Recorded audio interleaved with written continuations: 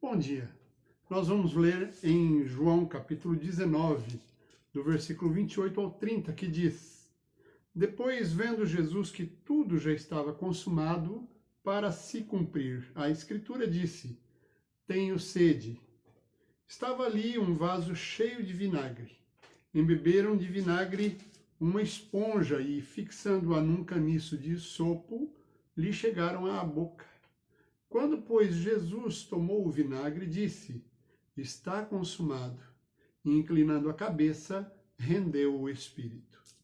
Meus queridos, a morte de Jesus na cruz é o centro do Evangelho.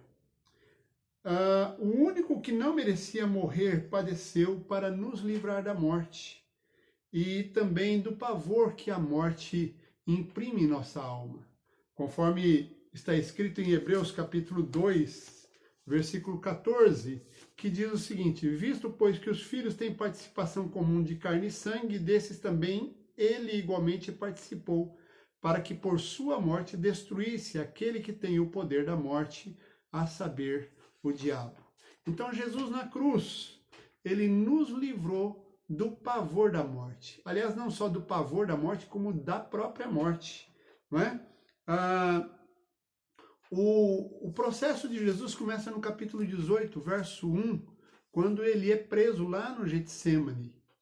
Aquele que não tinha nenhum pecado foi julgado, foi preso como um malfeitor, como um bandido, foi julgado como um iníquo, foi declarado justo por Pilatos, mas a religião é que o condenou e exigiu que ele fosse executado. Um processo completamente injusto, completamente movido por sentimentos e interesses humanos escusos. Em Romanos capítulo 6, versículo 23, nós lemos: porque o salário do pecado é a morte. O salário do pecado é a morte. Então, todos os que têm pecado devem morrer. Mas Jesus não tinha pecado. A Bíblia nos fala disso em Hebreus, e ele mesmo diz: quem de vós me convence de pecado? Quem de vós pode apontar um pecado na minha vida? Jesus foi gerado de uma semente incorruptível. Foi gerado no corpo de Maria pelo próprio Espírito, uma nova criação, e nele não havia pecado. No entanto, ele morreu uma morte que ele não merecia. Para quê? Exatamente para nos libertar da morte, nos dando assim a vida eterna, e para nos libertar do pavor da morte. Então, aquele que está em Jesus não precisa ter medo, pavor da morte.